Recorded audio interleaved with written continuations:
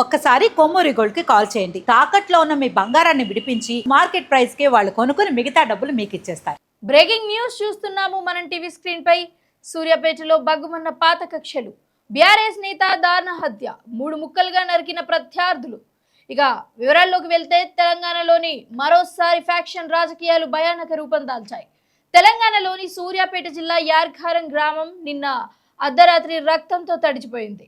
రాజకీయ కక్షలు, పాత ప్రతీకారాలు ఎంత దారుణ స్థాయికి వెళ్లాయో చెప్పేలా బీఆర్ఎస్ నాయకుడు మాజీ సర్పంచ్ భర్త చింతలపర్తి మధు హత్య సంచలనం సృష్టిస్తోంది. దాంతో పాటే కత్తులు, కొడళ్లు, వేట కొడవళ్లతో పాటు ప్రత్యర్థులు మధుపై విచక్షణారహితంగా మొహం కూడా గుర్తుపట్టలేనంతగా నరికి చంపడం ఇప్పుడు రాష్ట్ర వ్యాప్తంగా కలకలం రేపుతోంది.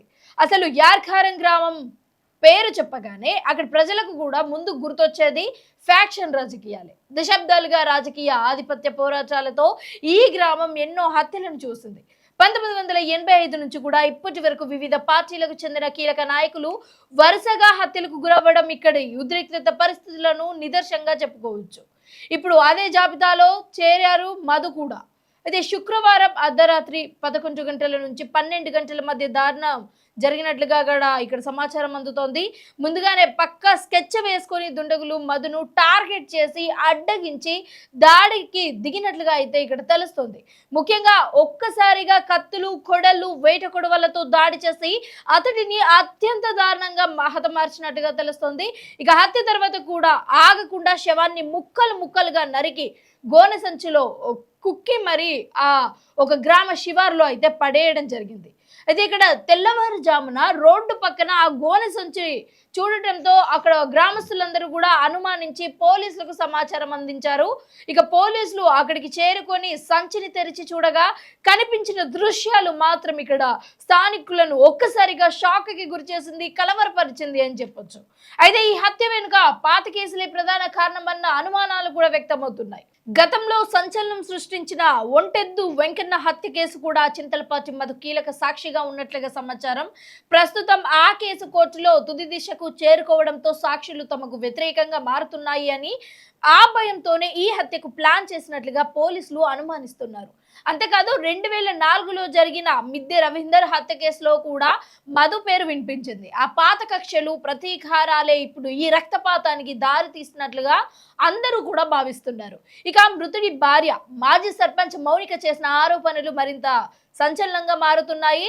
తన భర్తను పక్కా ప్రణాళిక ప్రకారమే హత్య చేశారని, గతంలో హత్యకు గురైన మిద్దె రవీందర్ కుమారుడితో పాటు మరో 15 మంది కలిసి ఈ దారుణానికి పాల్పడ్డారని ఆమె పోలీసులకు ఫిర్యాదు చేశారు. ఇక భర్తను కోల్పోయిన బాధతో కుటుంబ సభ్యులు కన్నీరు మున్నీరు విలిపిస్తున్నారు. గ్రామంలో ఉద్రిక్తత పరిస్థితులు నెలకొవడంతో పోలీసులు భారీ బందోబస్తు కూడా ఏర్పాటు చేశారు. ఇక ఎలాంటి అవాంఛనీయ సంఘటనలు జరగకుండా సాయుధ బలగాలను కూడా మోహరించారు. ఇక ఈ కేసుని పోలీసులు అత్యంత ప్రతిష్టాత్మకంగా తీసుకుంటున్నారు. ప్రత్యేక బృందాలను కూడా ఏర్పాటు చేసి నిందితుల కోసం గాలింపు చర్యలు అయితే ముమ్మరం చేశారు. ఇక ఇది పూర్తిగా కూడా రాజకీయ కక్షలో హత్య అని కూడా చాలా మంది చెప్తున్నారు. లేక ఇది వ్యక్తిగత విభేదాలు కూడా ఉన్నాయా అన్న ఆలోచనలలో పోలీసులు కూడా ఈ కోణాలలో కూడా దర్యాప్తు కొనసాగిస్తున్నారు.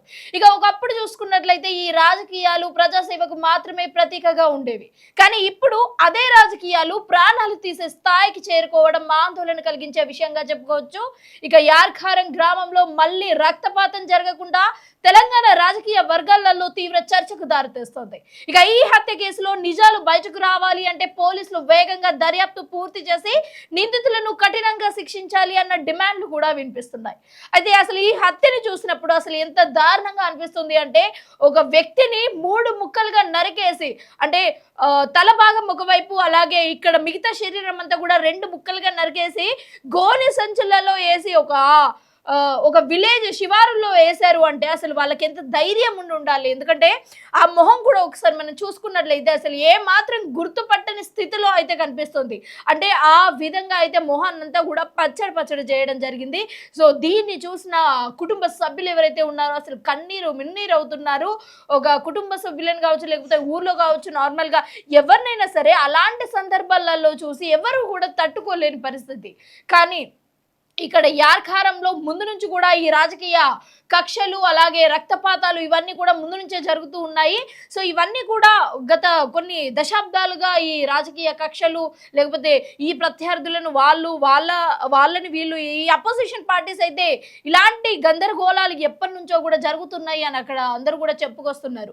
అయితే దీన్ని ముఖ్యంగా మనం చూసుకున్నట్లయితే ఇంకా కూడా ఈ రచ్చ ఏదైతే ఉందో ఇది ఇంకా కూడా కొనసాగే అవకాశం ఉండొచ్చు. ఎందుకంటే ఆల్రెడీ ఒకరిని చంపేశారు అని ఒకరి మీద కోర్టులో కేసు పెట్టారు అని ఇప్పుడు ఈ మధ్యని హత్య చేసినట్టుగా చాలా మంది చెప్తున్నారు.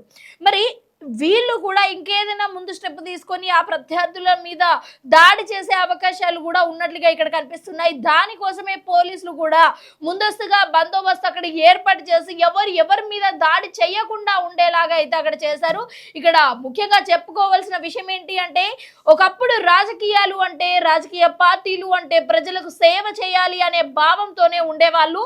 అండ్ రాజకీయ పార్టీ ఒక నేపథ్యమే అది. కానీ ఇప్పుడు రాజకీయ పార్టీలు పెట్టడాలు, డబ్బులతో ఓట్లు కొనుక్కోవడాలు, అలాగే ఒక మందు బిర్యానీ కోసం అందరూ కూడా ఈ పార్టీ సమయాలకి అలాగే మీటింగ్స్కి వెళ్ళడాలు ఇవన్నీ కూడా ప్రజలలో ఏదో ఒక మైనస్ పాయింట్ తెచ్చిపెట్టింది అని చెప్పుకోవచ్చు. ఎందుకంటే ఇలా పాలిటిక్స్ పేరు చెప్పుకొని హత్యలు చేసుకునే స్థాయికి వెళ్ళింది అంటే అసలు పాలిటిక్స్ అసలు ఏ రేంజ్ లో ఉంది అన్న చూడాలి. అసలు బీఆర్ఎస్ కి సంబంధించిన ఒక నేత చనిపోయాడు కాబట్టి అసలు బీఆర్ఎస్ పెద్ద పెద్ద నేతలు ఎవరైతే ఉన్నారో ఇప్పుడు కేసీఆర్ కావచ్చు, కేటీఆర్ కావచ్చు, హరీష్ రావు కావచ్చు, వీరు ఎలా స్పందిస్తారు అన్నది కూడా మనం చూడాలి. ఓవరాల్ గా అయితే ఇప్పుడు ఇక్కడ దర్యాప్తు కొనసాగుతుంది.